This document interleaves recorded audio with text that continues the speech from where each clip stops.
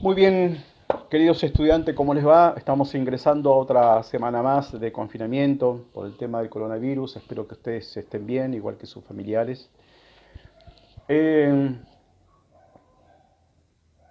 Luego de la clase pasada, está muy claro que ustedes están entrando a una zona muy delicada de la construcción de la historia, que es el tema del guión literario, básicamente, ¿no? Está visto que Storyline y Sinopsis ya han desatado algunas discrepancias muy fuertes respecto de cómo se maneja lo que se llama el verosímil, ¿no? Hay una tensión que ya lo expuse claramente en un video anterior, pero también en algunos PDF que son de lectura obligatoria, les recuerdo, que tiene que ver un poco con el origen de la ficción y también cómo se origina el documental como género, ¿no? Esto tiene que ver un poco con la literatura. Esto tiene un poco mucho que ver con la historia, básicamente cómo estos dos géneros se separaron en la narrativa cinematográfica y generando como dos mundos siempre en tensión, pero también muy juntos uno de otro, ¿no? Que es el tema de cómo aborda la ficción, cómo aborda la realidad y cómo el documental aborda también a la realidad. Y estas siempre son dos espacios que están en permanente conflicto, ¿no? Donde yo veo que ustedes tienen que tener mucho cuidado, ya que están ingresando a construir el guión literario, ustedes tienen que saber claramente sobre qué género están trabajando. ¿Por qué? Porque la construcción del verosímil tiene directamente que ver con el género.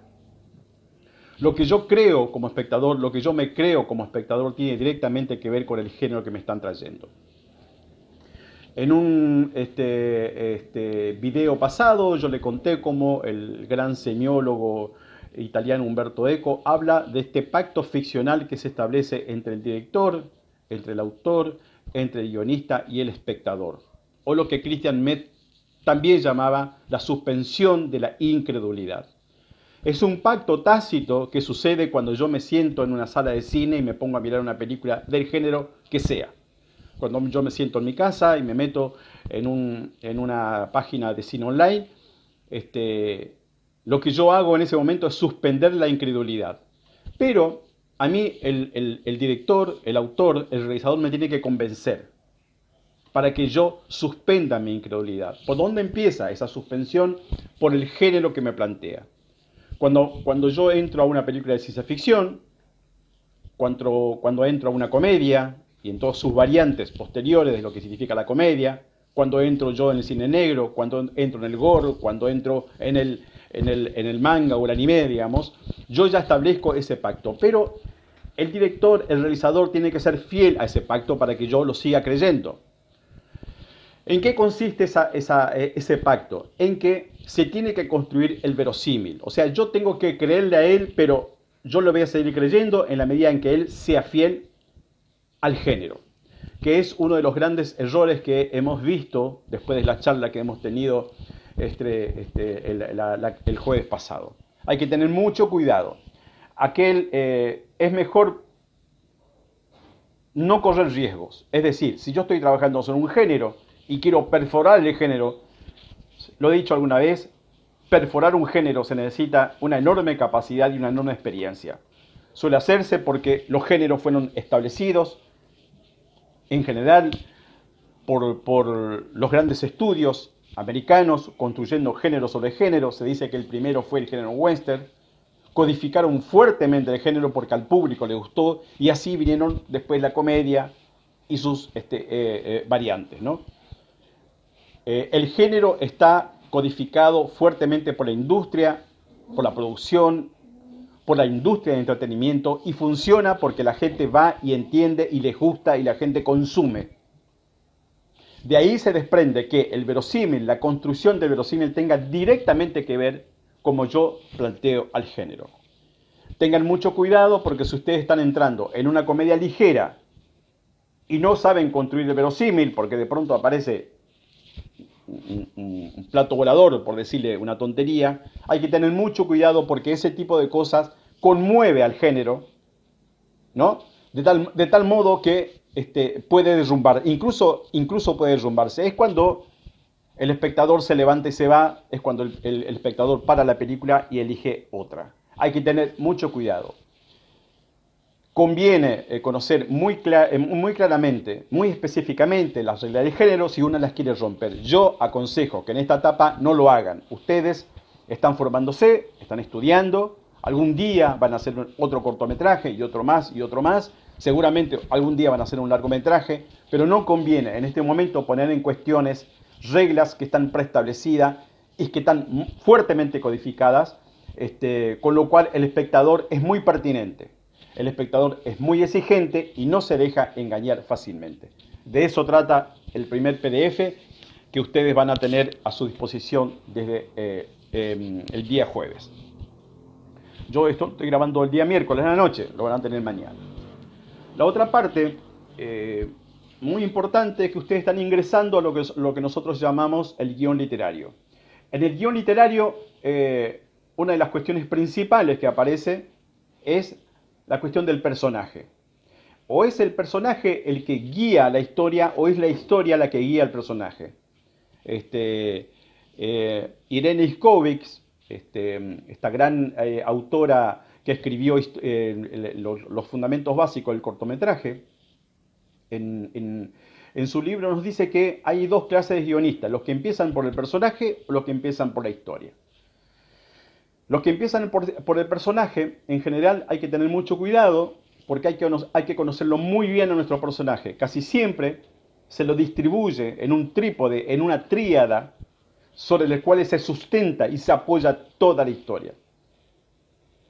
Esas tres columnas por las que se apoya el personaje conviene tenerlas muy claro. Una es la caracterización de orden social que tenga, la psicológica y la física.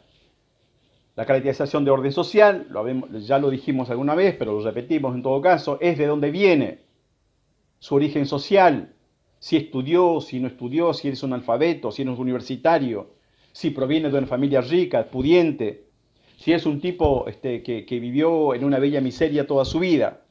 La caracterización psicológica es si es introvertido, si es extrovertido, si tuvo algún trauma de la infancia que lo marcó para siempre.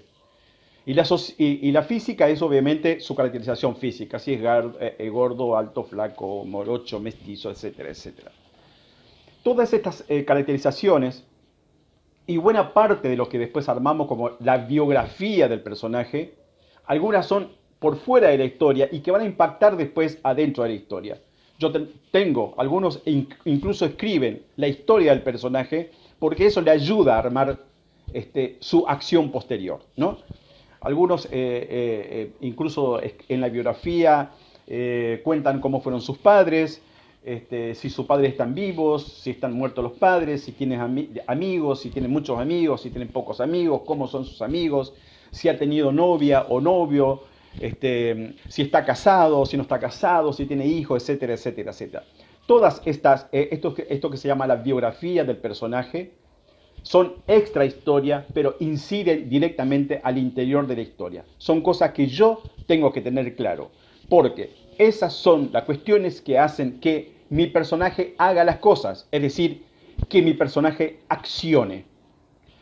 ¿Cómo doy a conocer esas cosas de mi personaje? El camino más sencillo y más fácil es usar una voz over, una voz en off, un camino bastante trillado, por lo tanto nosotros no recomendamos que se siga ese camino, o el personaje dialoga con otro, esto viene del teatro, y lo vamos conociendo por sus diálogos. Es otro camino perezoso que nosotros hacemos todo lo posible para que sea evitado. Al personaje se lo conoce, se lo entiende, se conocen sus motivaciones, sus conflictos, su mundo interior a través de sus acciones.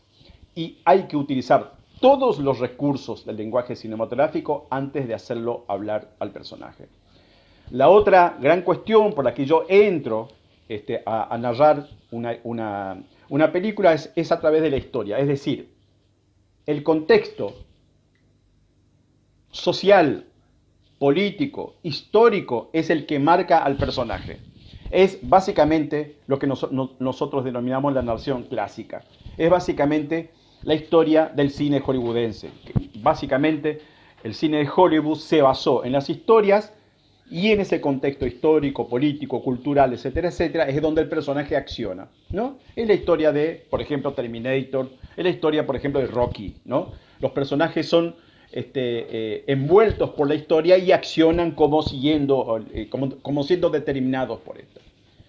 Reitero, hay dos formas de entrarle a un guión que es en la etapa en la que ustedes están ahora. O se entra por el personaje o se entra por historia.